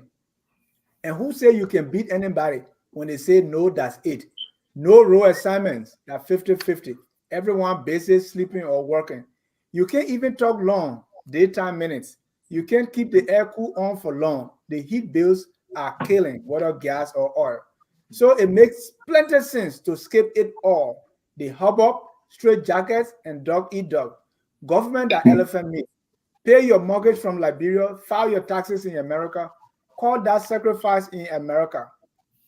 So call that sacrifice if you want, and I will still be laughing. Ha ha, you're homie. High paying job, sacrifice my foot. We say our people sacrificing, Mr. Nabwe? Yeah. Fadiga sacrifice to go where at the LDEA? What is that? Well, let's conclude on the LDEA. yeah, for the average person like you or myself, yeah, taking a job in Liberia is not sacrifice to me, but there are people who do far better than what you describe here, overseas, not only in America but in Europe, who um, put aside whatever they're doing and they go to serve the country. Those will make the argument. But you're right. Most of us who go to working government from that's not, it's an upgrade for most of us. So I agree with you. I mean, otherwise you wouldn't be hearing or seeing the scandals that are surfacing every day. And I have to correct the narrative here. The graft that's occurring in government is not only from diaspora Liberians, there are local Liberians themselves who are also involved in the graft. And so because people from overseas are being painted, I believe, in a way that they don't deserve. There are a lot of Liberians who came from overseas who are doing pretty good in Liberia, and they're doing well for the country. I think we have to give them credit. There are local Liberians who are also doing well, but there are also local Liberians who were recruited locally who are also misbehaving in government. That's true. So I think we should talk about. I mean, Edwin Snow and the like, Yaga Koluba and the like. Prince Johnson. Modad wasn't recruited from overseas. So there are a lot of local Liberians who are misbehaving in government. However, the government service is supposed to be, in many instances, your attempt at giving back to the government. Most people go in government, for legacy or to give back. But for us, most of the time we go in government, to fatten our bank accounts. And that is where the problem usually arises, because they will begin to engage in things that will eventually get us in trouble. But many governments we know around the world, you earn your keeps, and then you come in government to give, to lend a hand to the government and get, bring your expertise to the government to improve service in the country. That's how most people look at government. But it is a reverse in most cases in Liberia. Yeah, and Dennis, I just want a few seconds. I think Victor is making a great point, because I think that's what people always say. They say, "Oh, I'm making a sacrifice by going to Liberia to work." Right. So you leave your job here, you go to Liberia, you probably got your own home, or the home you're going to rent is cheap, or you got family home, you got water, you got car, you got all of those things. Here, we don't have the luxury of having those free things. Yeah. And so they have that notion where they say, "Oh, that's sacrifice." No, they're not sacrificing making. No. You're going to get more money, because you won't work for it. So you go in where you work 4 hours or 6 hours, 3 days a week, and you get even more than what we're doing here, 8 hours, sometimes 16 hours a day here. So I think that's a great point. And I think we need to keep repeating that, so people can know, when you're telling me you're making sacrifices, no, that sacrifice is in your pocket. It's more money in your pocket, and that's what you're The sacrifice is the downgrade of standard of living for most people. What it mean by that? In their heart, that are living in America. What's sweet that they are going to Liberia and get nothing there to go work for government. You're gonna have nurse. The quality of life, You're gonna have cook. So what's the downgrade? Yeah. The quality of the environment. You can go to Mayo Clinics. You can't go to Burger King and go get a McDonald's or go get a burger. You can go shopping in a nice shopping mall. Over there, here, why I can't even pay my bill? I gotta be You leave it all, you gotta turn your heat off. But then quickly before you move on, I didn't have go swim in the money. Okay. But I want us to quickly jump to the executive orders. But before that, I have an announcement here. There's a young fellow who I interviewed him. He was advocating for the Fulani community, and Hassan Jallo. That young fellow was talking about discrimination against his fellow Fulani, and I felt I like him. Somebody introduced him to me, and I want to play a clip. To be on this very big platform. Thank you. I know there's noise in the background, but we're gonna manage. From high school. Oh, okay, so you dropped out of high school. My child. All right. So that was Hassan Jallo, and I mean he was very effective with it. But couple of months ago in June, I got a call from him. Jallo has been diagnosed with chronic hepatitis B, and his condition, man. I mean, when I stopped hearing from him a few days ago, I was so afraid. I said, "Hey, man, I hope my picking nothing happened to my picking." But it couldn't help him in Liberia. I've been trying. He managed to get to Guinea in a place called Kindia, north of Conakry. This is where he is getting treatment, and he has been crying and pleading he needs help. They are treating him. He said, "Oh, brother, then if I have to be in Liberia by this morning, I'll be dead." Okay. So right now he's alive. He needs help to buy medication. They are treating him. Hepatitis, and Glenn can tell more about that. You can't cure it, but it can be treated. He can live. So he needs Traditional or Western? no medicine. Medicine. The hospital in Labrador couldn't, and he didn't have money for Ghana or any advanced treatment. So he managed to get to Guinea. The hospital, they are treating him. They have prescription. You need to buy the drugs. You need to eat. You need to do that. So he said, even when at 1,000 we can help with, he begged all of us. We should help him to save his life. Yeah. He's married. He got a wife and a 2-year-old son, and they all went with him. He was making business. He graduated from night school in Nuku Town. He's a businessman, so he was doing well. But now everything has collapsed, and he's fighting for dear life. So if you are watching, please let's raise some money for Hassan to help him live. He just wants to live. He's not asking for, so $1,000 can be a starting point. The cash app, the Zelle is there, 651-399-1614. Hassan Gazim Yalo. If you want to contact himself or his cell phone or his phone number, WhatsApp is also on the flyer. Please help. I don't want the kid to die. Really, let me be blunt. And it hurt me of trying to, So I have that on my wall. I have that on Focus on Liberia page. If you can, please, let's help him to get something. Every little penny will go a long way to get the drug that he needs to stay alive. This is life and death. Dennis, let me quickly just give him about 5 seconds. Listen, I hope Jallo, gets well soon. But I think the situation that represents the chronic problems that we face in Liberia, something like that. Why does he have to go to Guinea? I have a friend who's suffering just from umbilical hernia. I think, like you said, Glennie might know that. She being a nurse. So he had a mesh put in, and the mesh seemed to have ruptured. He went to JFK, and they told him to go to Sierra Leone or Ghana. So it's like even for malaria, people are going overseas for advanced treatment. And a few weeks ago, it was reported that we didn't have CT scan at JFK, and this is where when the insensitivity is brought in for someone buying a car at $96,000. This is the insensitivity we're talking about, because that money could have done a lot of good in Liberia. I just wanted to throw that in. Thank you. The president have done some executive order. Cash up that Zelle again. Yeah, Zelle. That's a 651. It's 651-399-1614. Let's put in the memo, Hassan. You said this is on your wall, right? Yeah, it's on my wall. It's on Focus on Liberia page. Okay.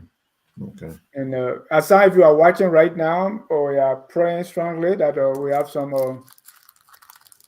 friendly Liberians, and boom, Hassan Kone has donated $75. Thank you so much, Hassan.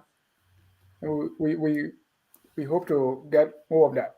The corners are good. They are good people. So thank you. But they are still, they're still answerable to the Sharif. So, but anyway, let's move on. All right. There is all right. Let's talk about the executive orders. our friend, the president has signed some executive orders, and notable among them, two. We got two executive order. One is Executive Order 137, amending Executive Order number 120. And what that does is it establishes a high-level steering committee to oversee the development of the St. Paul River second hydropower and a solar independent power producer. That's Executive Order number 1. Then there's another executive order called Executive Order number 136, establishing the National Railroad Authority. I mean, I've been one of those who have been talking about, I mean, we've tried this, Ganta Harper is not working, the roads muddy. Why can't we, have a railroad? It's far cheaper than a road. But talk to me about these executive order, and I'm not a government person, never worked in government. And we were, even when President Boakai, got in office, we say, there are certain things that will require an executive order. For instance, cutting people pay, say, don't do this. The recurring expenses for the country alone, almost like 90%. Can we have an executive order that would say, okay, take away the scratch card, take away the gasoline, let the people buy their own damn gas? Yeah. But, so I'm not, but when it comes to these other executive order, Mr. Dr. Pearson, tell me about this executive order. Why are they important? So, like you rightly said, a couple of us have been commenting on this before. The one that has to do with the hydro, I did a long article and I proud for the different opportunities we have modeling after the Firestone mini hydro that he have. Okay, I think that also takes some buttons. But I want to stress the one that has to do with the Starlink. I read the comment from the post from Patrick Honda, and he had a Q&A.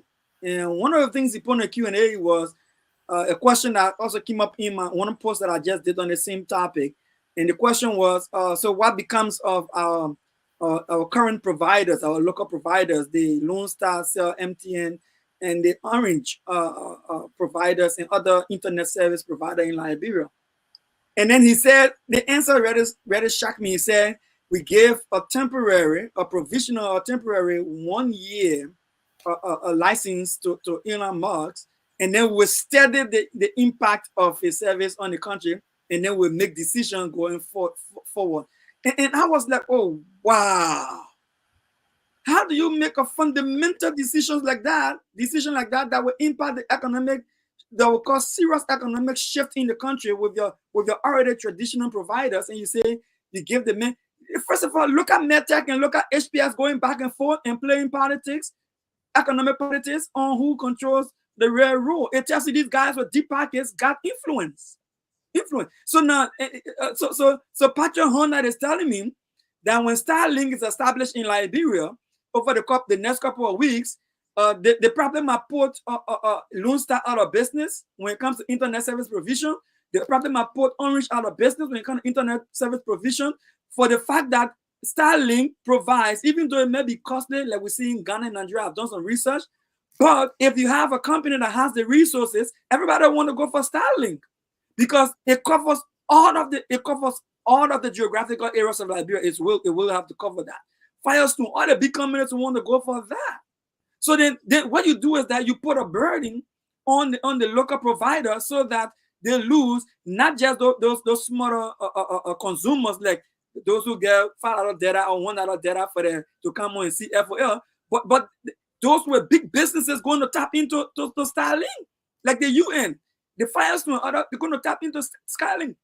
So I'm saying Starlink also, he asked another question, Dennis, he said this, he said, will Starlink have office in Liberia? He said, not necessarily so, but they could have a smaller office, meaning Starlink does not need to have an office in Liberia.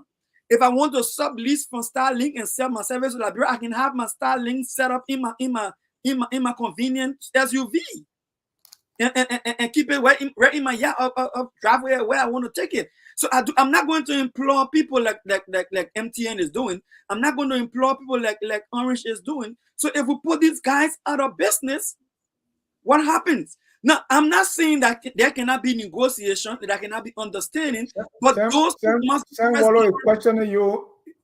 There must Sam be guaranteed. Wallo, who's a Boakai apologist. No, Sam Wallo just want to talk about all the good things the president has done. He said that is false. The services Starlink does not provide mobile service. What you call mobile service? I'm talking about internet connectivity. The bulk of the money that people make in Liberia right now is for internet services. That's where the major money is for the telecommunication companies. And I'm talking about, I work from there. I have offices there as well. For us to set up and have, like we have in our FOL, for you to have your office running 24/7 internet, that's good money, Dennis. That's good money. Dr. Pearson, going to subscribe to Starlink. What happens? I think I'm not saying Starlink is not good for Liberia, but I think don't tell me that you have Starlink functioning in Liberia over 1 year period, and then you find out the economic factors that it's going to have on your current provider in the country. It doesn't make no sense to me. All right, let me just say, I disagree with you, Dr. Pearson. Look, you know, I won't love one parable, but I'm good with parable, Mr. John. But the reality is, Liberians, I mean, I hate to say it in a way, it sounds kind of crass. Liberians are poor. Starlink in America to get that satellite is $799 for one of it. Your monthly service is around $175 to around $200 for satellite internet. Very, very expensive. The reason they're not having an office in Liberia is because this is like a test trial. It's now you can say a feasibility study because it's already going to happen, but the reality is they want to see if Liberia is going to be a profitable market. And I guarantee you 95% is not going to be a profitable market. The amount of people that can afford it and pay for it on a monthly basis is going to be very low, and thereby it's not going to be sustainable. And Elon Musk is going to see that it's not a viable market, and he's going to pull out. So I think most of these companies don't have anything to worry about. That's a quick question, Evan. Since we mentioned, do you know how much the UN agencies, the one UN pay for internet connectivity and service in Liberia? Do you know how much Firestone pay for internet connectivity and service in Liberia? That's why I'm saying those are just few companies. You know, this company don't make their money from few corporation or few companies in the country. It's the everyday people that are able to be able to buy it and sustain it for a long period of time. It's not a viable. Liberia is not a viable market. Trust me. Starlink is not going to give the service there for $20, $10, $40, even $50 a month. They're not going to do it. Just to buy the equipment itself is going to be very expensive for most people. Come on. Thank you. Let me announce here that if you want to join the conversation, the number is on the screen. 605-313-6004. The code is 791-403 pound. Mr. Sherry, these are executive orders. Something in the right direction. I'm worrying. I worry also about the suitability of Starlink for our weather. You know, if you all remember Dish over here, Starlink is almost similar to that. It is susceptible to fluctuation in the weather, bad weather, the rain, and all of that. Besides the cost that has been mentioned here by my colleague, which is true, it's very expensive, but it is a satellite operation, and bad weather tends to interfere with its delivery capabilities. And we have a lot of rain in Liberia, so I'm sure they've done their feasibility studies and they may have addressed those questions, but I worry about that too. Our people may be disappointed. Right now it sounds like a sugar high. I hope it won't be, but I would hate for our people to be disappointed. Mohammed. Yeah. So with regards to these executive order, and I follow your thoughts there. I don't know if without the necessary structures. So first of all, let me say that the president campaign on those is I guess part of the campaign promises were road networks and energy, communication, those kinds of things. So if this is along the line, especially with the National Rail Authority, should be along those lines, along the lines of making transportation easier. But I still have my doubt as far as the feasibility of it, because all of these things require the necessary resources. So until you can tell me that the country is going to stand behind this, the government is going to stand behind this 100% with the requisite resources, I still have my doubt to the success of it. But it's a great idea. I mean, when you conjoin this with good roles, which we don't have, you know, you conjoin this with, I mean, how about, you know, not just the rails? You know, there was a time too that there were regional and local airports, believe it or not, that, you know, people also used to fly instead of, you know, taking that, you know, that long road from, you know, Zwedru to Harp or wherever. So it is great because it's around these kinds of infrastructure that you can bring development. So I would say on three core issues, on the issues of communication and, you know, telecommunication that you guys, you know, just talked about, you know, on energy that, you know, that has been talked about now, and, you know, these, you know, transportation network, you can really build start to build your country around these real core issues. But again, it requires tremendous investment. It requires not just the executive, but the legislature behind it. So it'll be interesting to see how this is going to be successful. Yeah, Mr. John, I wanted to say before you go to the phone lines, this there's Hold on, Evans, I want to throw in something. You know, like sometimes I get confused with these executive orders and like the railroad, right? I'm thinking to myself, why the transport ministry or we have can do something like that. So I look at the executive order, and this is what it said, right? The key provision of the executive order, the one for the railroad authority, will have the appointment of rail regulators. First, the establishment of a national railroad authority, appointment of rail regulators, the staffing and the leadership, funding through user fees and all that. I mean, more government job. That right? Or you don't see it right. that way, Evan? I wanted to say this. Look, let's look beneath the surface, right? Remember the fight between ArcelorMittal and HPX. President Boakai is very close to HPX, and they've been giving him, I think, 2.5 billion or some kind of astronomical number in promised investment in the country. And the fight was over the usage of the railroad. So I see this as a play by HPX to build their own railroad and to have the Liberian government set up a railroad regulatory agency that will allow them to use that railroad pretty much to build it from maybe from Guinea all the way to our, you know, our Freeport, so they can be able to export the iron ore from Guinea, you know, through the Freeport of Liberia. So I think this is something that is looking almost like a quid pro quo, because the president is not going through the rightful channel, like Mohammed Sharif said, to go through the legislature so they can concur that this will be in the best interest of our government. Because you know when you go to those guys at the legislature, they're going to want to cut for HPX. So he's trying to do this arbitrarily through an executive order so that HPX will get their, you know, their railroad to bypass it, using a seller retail railroad, having to pay them any kind of money to use their existing railroad. I think this is the ploy, because you know, it's precarious that the president will want to do this that's supposed to benefit the entire country, but our representative and our senators are not involved in the process. That's very, you know, peculiar. So I think we have to look deeper into it.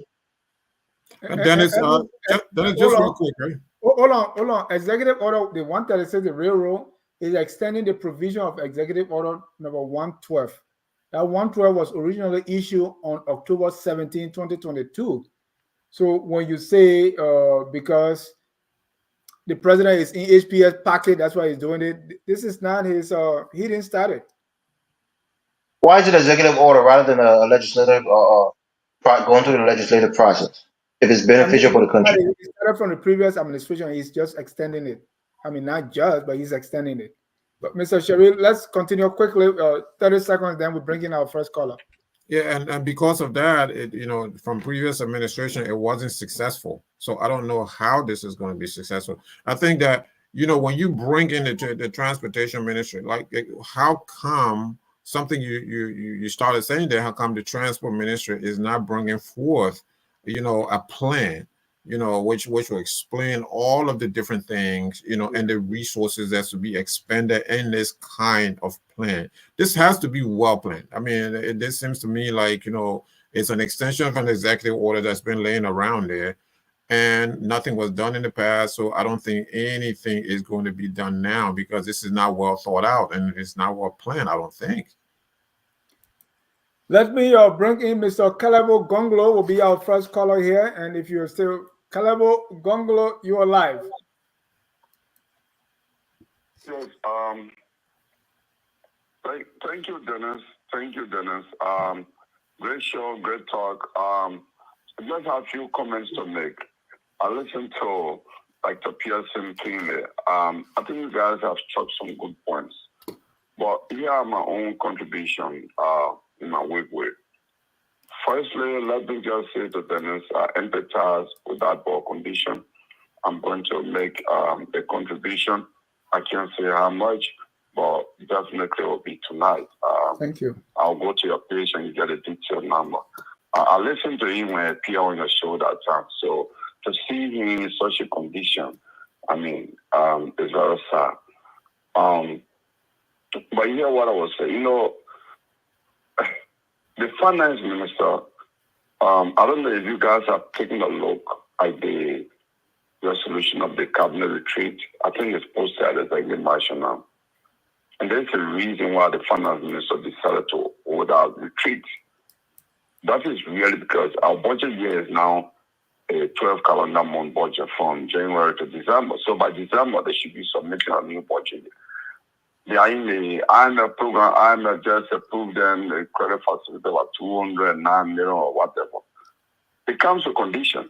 The public doesn't know. The president just say, "Oh, we got this 200 million," but it comes to condition, and they're going to begin to cut, and that's what that whole retreat is about.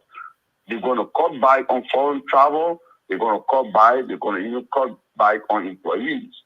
Cut down employment. Like we was accused of downsizing or whatever. They're going to do the same thing because they don't have the fiscal space. They're where they are headed. Then to see the president renewing the executive order and even extended further, what he's talking about is really a legal issue. That issue between ArcelorMittal and the government of Liberia on the third-party use of the rail, I've been in our meeting several times. ArcelorMittal has a lot of money, and they pass it around government officials in Monrovia. They're never going to allow third-party use because there is a reason why they want to do it. But I'm not going to go into that reason tonight. They want to make the money, and they are fighting all the money giants in Guinea, and a whole lot of stuff behind it. I have documents I can even share with you. Because we will sit in the Moderator Union Basin, Sierra Leone, Guinea, and Liberia. We have the largest annual deposit in those three countries. So there is a reason why ArcelorMittal is holding on to that rail. They will confuse government officials with bribes, with everything. They're never going to release it. It will just be talk. It started with Salih. They confuse all with money. It came to Weah. They confuse you with money. And they're going to do the same with Boakai. They're going to come and promise me, we are about to bring 40,000 jobs, 500,000 jobs. They will make all these outlandish pledge promises to government and nothing will come out. But on the other side, what is happening in this government? And I need to see, like Mr. Nango was talking about, we don't really know what Boakai governance philosophy is. Because to even say it takes 2 months to make a decision, I think that has been very modest with him. He just does not make decisions. Now, other people running the government. We said Weah was on the autopilot, Liberia was on the autopilot. I don't know what kind of level Liberia is on now. The DEA situation is worrisome. That guy that Boakai appointed as IT director, I'm not going to talk about it. He's a new guy from Nima, so I can talk to him. All the men is talking against Nima president. Go read his record. He was there before. Why they fire him? Go read his record. Is that a serious president? Thank you. Is that a serious president? Thank you. And that's a rhetorical question. Let me bring in Mr. Hassan Kone. Hassan, first of all, thank you for your donation. Oh, Dennis, I mean, that's what we're supposed to do. We're supposed to help each other with whatever we can. Yeah, that's no problem to that. How you call it? I pray God bless that man and whatever he's going through, he can pull through. But just a couple of points that I want to make tonight. Great show. And like I said, always great to change the focus on Bird because I'm always learning a lot from the panelists. Yeah. But I mean, now the criticism, because we have to criticize, right? We have to keep this whole feet to the fire. So as far as the Starlink thing, I kind of disagree with Elvis. I think Elon Musk and Starlink and whatever they got going, I'm pretty sure they do their market research and know Liberia is one of the poorest countries in the world. But they're taking it there, I think it's to establish dominance, right, first. So they can have like at least skin in the game when things start to grow in the business and things start to grow in Liberia, then they will be like the familiar, because people in business, people always go to things that they're familiar with. And once they get familiarized with things, it's hard for them to change because there are going to be other competitors. I saw in the news today, I think the guy in India is trying to do the same thing as Starlink. So I think Elon is trying to dominate Africa because, it's a growing economy and Africa is young and there's a potential there. So I don't think he's doing it because he thinks Liberia can afford it. As far as the LDEA, I kind of agree with Mr. Gongo again. I agree with Mr. Gongo like he just spoke. Waka don't know what he's doing. I mean, the so-called 40 years of experience is really starting to show, and that's almost right. There's king, right? The empire, the naked empire, emperor, and stuff like that people was portraying. I listened to throughout the election circle. I listened to the Alexa Glandier, even as far as Mr. Shalif on this show, trying to portray or trying to credit Boakai for whatever 40 years of experience he had, that he was going to magically do something different. And I mean, like I said, it's just trying to expose the incompetence. Like Elvis already said, Elvis nailed his man down to the T, right? He's like this mobster that high in the corner and watch his crony go and make hits and stuff like that.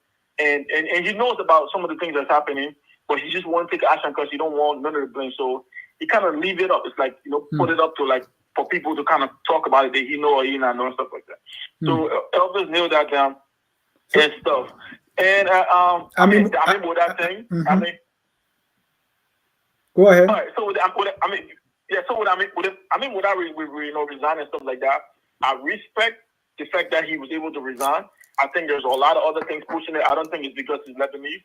And stuff. I'm married. My wife is like the same half. I mean, we should stop this thing. My wife is half Lebanese and Liberian. So I think we should kind of stop this because I mean. Or if one day I go be something like bro, and people try to criticize, I can see where that's coming from. It's the way your loyalty lies, the conflict of interest. Like Ever said, he got cousins and stuff doing business, so he might be conflicted to make decisions when it comes to his family people. He will probably get in the upper hand and stuff like that when it comes to that. So I can see where Elvis is coming from. I say I get business. I get family people making business. But you got to submit to that, Sado. We are so intertwined. Will work against you. It's hard to kind of pull that, right? And that's not who we are. Liberians are always welcoming. We're always loving people. We are mixed. We are so mixed. It's so hard to even complex to explain. Thank you, Hassan. We can't go. All right, thank you, Mr. John. Thank you. Let me bring in Flomo Livingstone. Boakai should resign. Thank you for the show. But Flomo, you were Livingstone before the war or that the wartime name? I thought it was. I just took my father there, and we had no choice away. Okay. All right. Anyway, look. First of all, look. Before I speak on the topic, look. Mr. Gongo, I just going to travel. Each time he call, he always want to talk about trust. No point. Each time he's a Jew man, the go to the no. We need to stop this tribalism. When you talk about the person, if the person qualified, don't say the person like you, the person like this. You didn't have a problem with the person being Gil though. But go ahead. He just said out here, brother, he won't talk about him before, He said the man's a Gil. Yeah. But anyway, no, let me speak on the vision. No, people, for me, I give the president credit. They traveling, they bringing in things. No, when you travel to China, We saw the commitment at the 75 megawatt solar panel that will be built in Bombay County. That's an achievement. That's a fruitful travel. The overhead bridge that will be starting. The refinery in Grand Baza. The refinery in Baza. Wait, no, we still with hours. In 1 minute, let me talk. No, I just adding to your thing, the refinery in Baza, that one of the accomplishments. Yes, and the overhead bridge, will be starting in February. Right. That's an accomplishment. We just see the highway that will be built that will connect Ivory Coast and Liberia. That's an achievement. So the 20 megawatt today in breakdown. That's an achievement.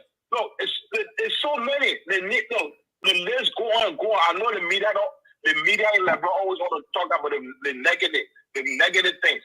And we get it. I mean, I want people like to listen to the negative things. They don't want to talk about if you're talking about improvement. No, the Liberia will not talk about it. Look at the Starlink. People try to criticize Starlink that the person saying it will kill jobs. You know how many jobs like Amazon carrying America here? What are you talking about? That's competition. You know, you can't say, oh, because Starlink will kill other jobs, so I mean Starlink should not come. Why are you talking about that? So many jobs. I mean, so many small businesses. So Flomo, the refinery in Basso, that McKinto oil or crude oil? Anyway, I go oil. What you saying, bro? Mr. John, where the Pagana oil will produce? All right. Thank you. I thought about get oil. We fishing it. My disappointment, Mr. John, my disappointment is the DA, which I agree. The DA that he should make a decision and either appoint someone or bring the same people back. Don't waste time. The president But why you think the president wasting time? Why you think behind it? Mr. John, I wish I knew, but I'll be lying to you if I think I know. I can't read fortune, so I'm not a fortune. But reader, so I don't know. One old man came and started with my mind. You know, they gave him food, right? So he ate. You know, back home when you finish eating, you gotta leave some small for the children, right? So the papa ate the food. They were just small in a plate, right? So when he got over, he said, whether when I finish it, I will be embarrassed, or when I leave this small one day, I will be embarrassed. Finish it.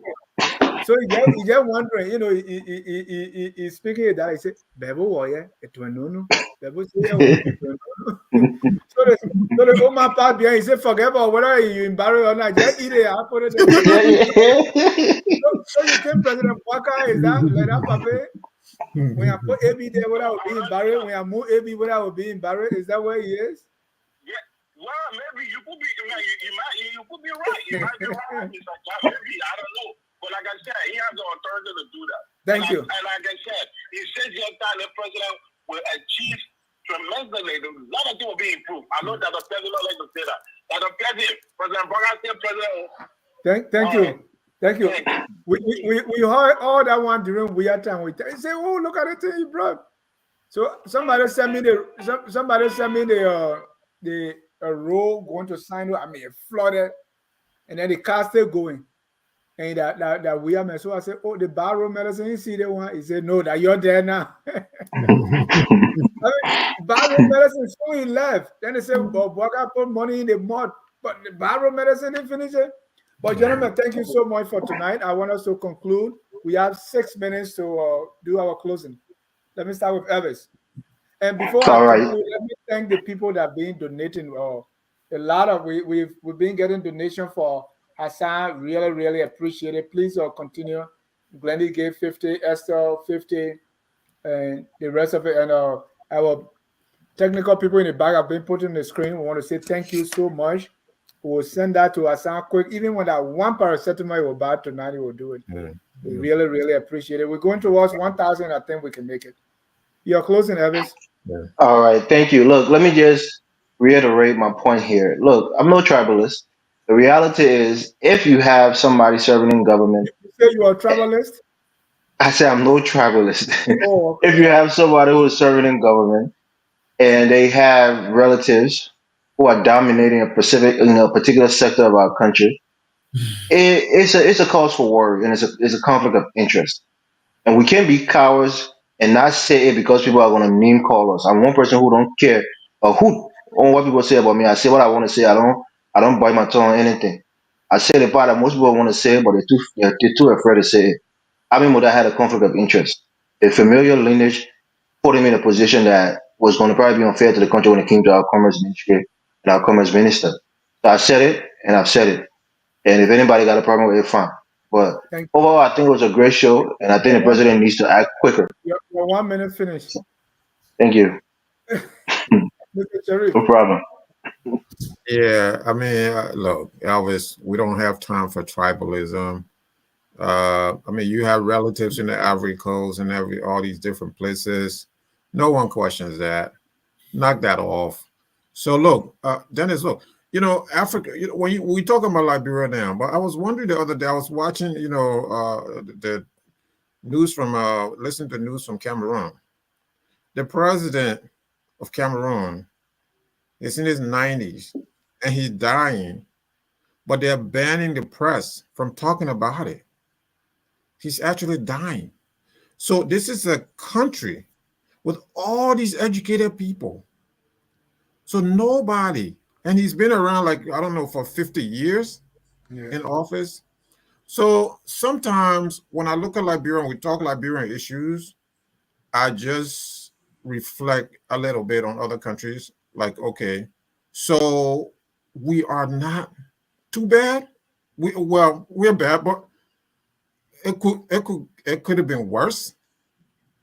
I don't know. So maybe next show I will expound on this. Please explain that, because we don't want to Expound on this next show. But I mean, it could have been worse. But we're not that bad.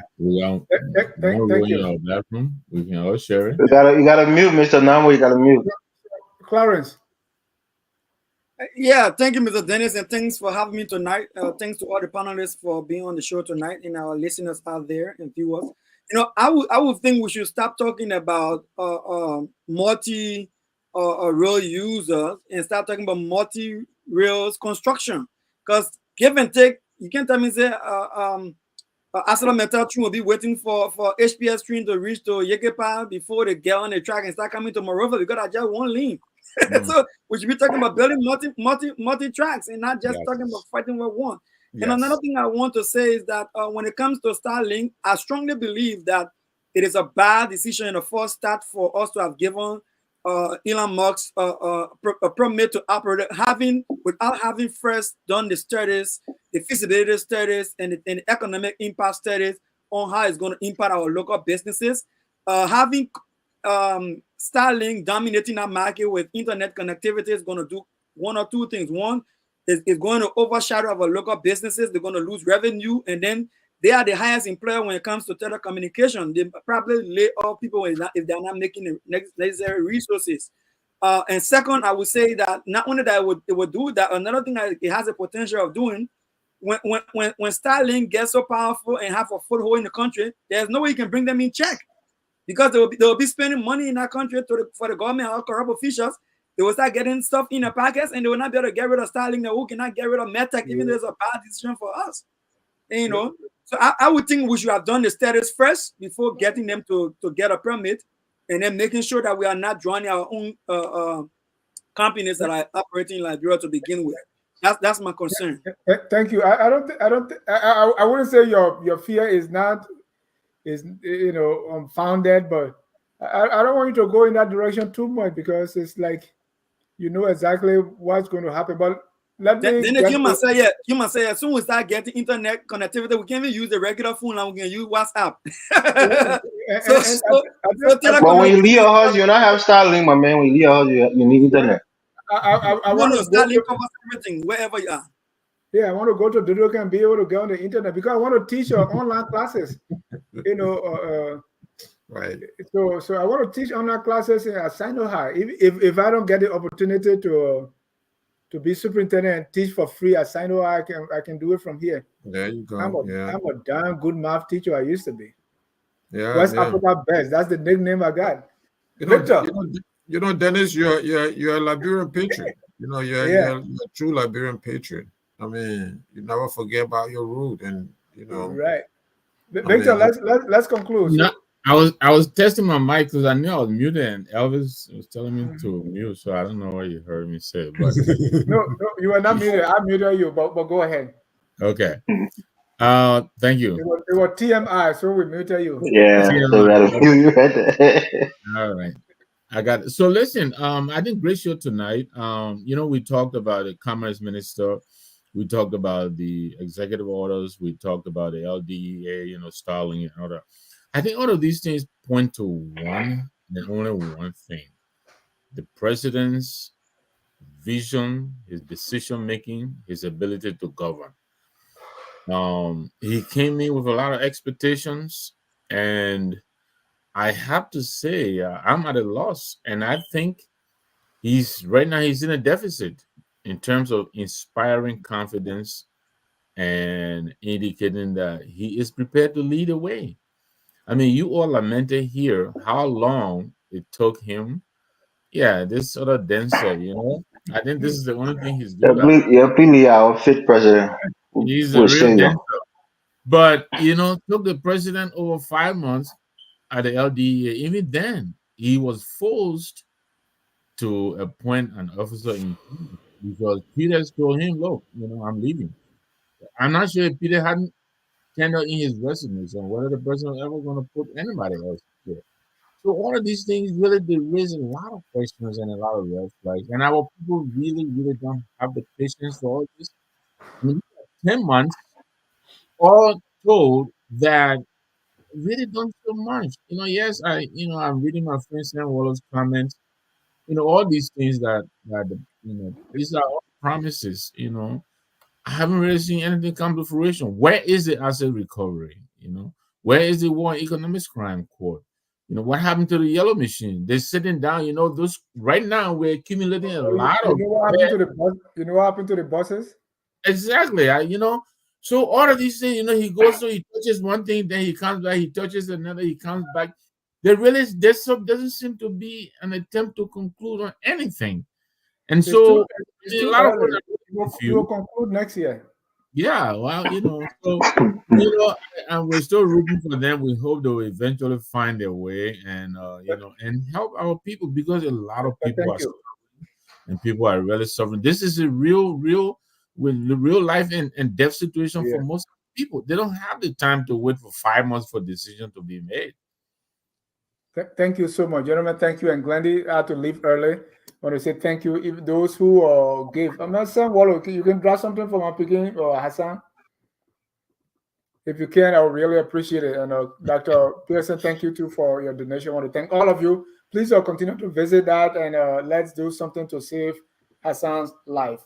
At this time, we're going to conclude with our song that says, "We are all Liberians." Have a good night, and God bless you. We are Liberians. Liberia is our home. Liberian people.